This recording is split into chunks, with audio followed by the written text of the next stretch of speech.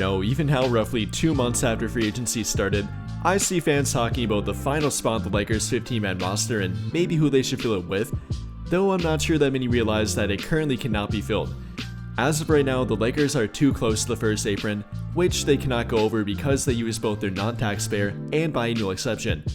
However, that's not the case for their final two-way contract, unlike their 15-man roster spot that doesn't take up cap space, and therefore they can sign it and fill it before the season begins for their team. The only question being who would be the best option for it. Is it somebody on their current training camp roster? Maybe somebody like Eric Dixon, Arthur Kaluma, Augustas Marciulionis, or maybe RJ Davis? Or is it somebody that's not on their training camp roster? Maybe a current Exhibit 10 contract with a different team? Somebody that's not under a two-way contract and therefore could be taken away from that team to be signed to the Lakers' final two-way contract. We'll talk about that and go through their best options, in my opinion of course, and what will be the best road for them to take with that final two-way contract. And well, without further ado here, I guess starting with their current options on their training camp roster, talking about guys again like Eric Dixon, Augustas Marciulionis, RJ Davis, and Arthur Kaluma. Looking at the Lakers' current team and their current two-way spots filled, I think they don't really need a center option or a guard option. Those are currently filled by both Christian Koloko and Chris Manning, so I'd be looking for more of a wing option for that final two-way slot. And well, if that is in fact their mindset for that final two-way contract, then I think we can rule out both RJ Davis and Augustas Marciulionis for that two-way contract. And don't get me wrong, that's not to say I don't like them. I'm actually a big fan of RJ Davis, as I do tend to root for North Carolina, him being a very good North Carolina alum, and I hope he definitely gets picked up by a different team and maybe signed to a two-way contract by a different team, but I'm not sure that team should be the Lakers. And for Marciulionis, while he is a bit bigger of a guard, could potentially be a bit more versatile on defense, and I really do like his outlook. Again, I'm not sure he would be the best fit for their final two-way contract. So looking at either one of Eric Dixon or Arthur Kaluma here, who would be the best fit and probably the better option for it? Well, I guess with Eric Dixon, he kind of did have that two-way contract at one time. At one point, they had a verbal agreement to it, but he never officially signed it. After getting hurt after the NBA draft, he never played for their summer league team, and whether he didn't want to sign it or the Lakers didn't want to sign him to it, I'm not entirely sure. It never officially happened. Though with there being some kind of verbal talk about it, I probably would call him one of, if not the favorite for that final two-way contract slot, though I'm not sure I'd call him the best option for it. And don't get me wrong, that's not to say I don't like Eric Dixon. The guy's a great offensive player and probably one of, if not the most complete offensive player that didn't get drafted. I mean, being the all-time leading scorer at Villanova University, a very touted college and one that has many good college athletes and current NBA players that came from it. I mean, maybe you've heard of Jaylen Bridges, Bridges, Dante DiVincenzo, they all came from Villanova. So Dixon being the all-time leading scorer at Villanova definitely says a lot about him, though I'm not sure I can say the same thing for his defense.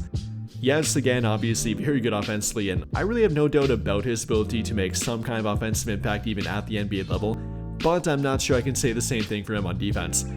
I mean, even back in college, he was maybe an average defender at best.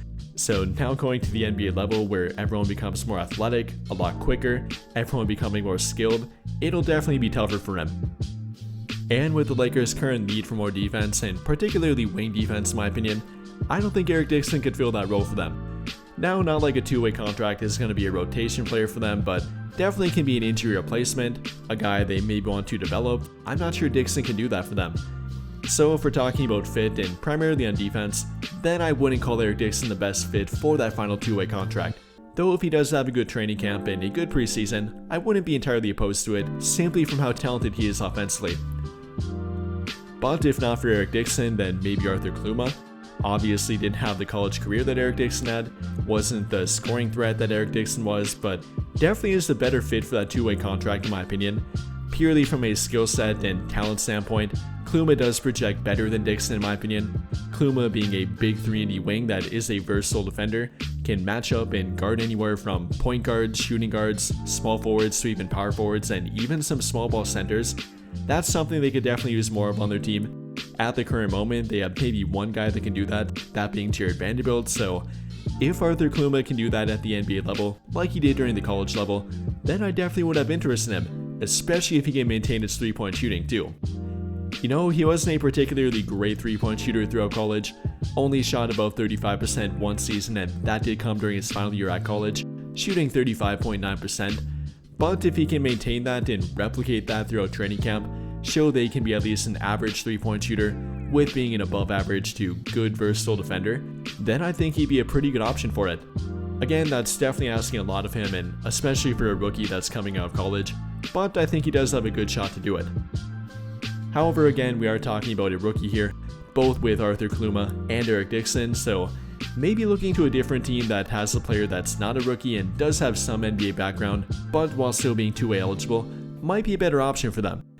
So with that in mind here, talking about two of them, one guy to take a look at is Malavi Leons, a current player for the Oklahoma City Thunder, I guess for their G League team, and is under an Exhibit 10 contract with their team, but not under a two-way contract.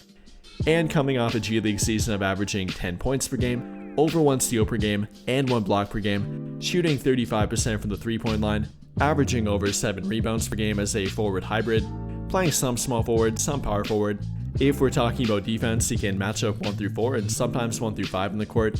That being the primary attribute and primary skill with Malavi Leons, is a big versatile defender, then that's definitely what their team could use more of again.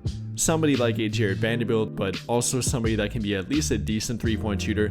That's currently what Malavi Leons is and what he might be able to offer at the NBA level. You know, up until this point hasn't gotten much of an opportunity, playing with the OKC Thunder, who are a very deep team, so definitely not a pathway to playing time for him there with them. But for a team like the Lakers, or maybe some other team, there might eventually be a pathway to playing time, simply through his defense alone out there. And if you're talking about versatile defense again, then I definitely point to Malavi Leons here. Probably one of, if not the best versatile defensive option and versatile big forward at the G League level. One of my favorite options. If he would be a higher volume three-point shooter, then he'd probably be my favorite option, but I think he's a good option for a two-way contract nonetheless. However, if you do want to know my favorite option for a two-way contract, that player would be Jaylen Bridges, a guy that I've talked about here on the channel before, and really for good reason in my opinion.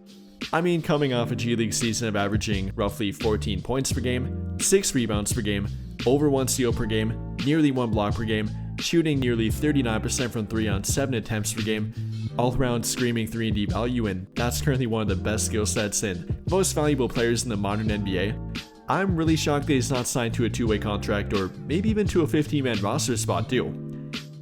After all, big 6'8" forwards don't grow on trees, and especially not in the modern NBA, so I'm shocked that he's not signed to a team in some capacity. Yes, he is currently under an Exhibit 10 contract with the Boston Celtics, but again, I'm talking to a two-way contract or some kind of form of actual roster spot, and he's currently a free agent in that regard. You know, with the 3-and-D skill set, with him only being 24, with the 6'8" frame and showing to be a good defender even at the NBA level in limited minutes, I would definitely be pretty quick to sign him. I mean, barring one of either Arthur Kaluma or Eric Dixon absolutely blowing away the Lakers throughout training camp, then I'd definitely pick Jaylen Bridges to be their outside option from their team and their training camp roster. Again, he does fit the need of what their current two-way contracts don't have filled, that being a big wing that projects as a 3-and-D option. That's kind of what Jaylen Bridges is in a nutshell, offering both three-point shooting, above average defense, and the ability to match up with multiple positions on the court, can truly match up and guard 1 through 4 on the court. Again, being 6'8" and weighing about 220 pounds, he does have the frame for it, does have the skill set for it, is a good off-ball player, even can play on the ball offensively. I like what he has to offer. I think he'd be a really good back-end rotation option for a team, even not talking about a two-way contract, but an actual roster spot again. I think that he could be a good option for their team or really any other team in the NBA too. So with that in mind here, those are my favorite options for the Lakers' final two-way contract spot. If they want to keep it in-house and on their current training camp roster, I'd take a look at one of either Arthur Kaluma or Eric Dixon if they show out and prove to be a good option for it throughout training camp, or if they're looking for an outside option that might be a bit more proven and maybe a better fit for that final two-way slot, I'd take a look at a guy like Malavi Leons or Jaylen Bridges. So with that in mind here, what do you guys think? Who is your favorite option for their final two-way contract slot? Is it somebody on their current training camp roster, outside their training camp roster that I mentioned like a Jaylen Bridges or Malavi Leons, or somebody that I did not mention? Let me know your thoughts in the comments down below. But I think that'll pretty much do it for this one. And if you enjoyed the video, then I would greatly appreciate it if you dropped a like, subscribe to the channel if you have not already, and hit that notification bell to never miss out when I upload a video. But as always, thank you for watching, have a great day or night.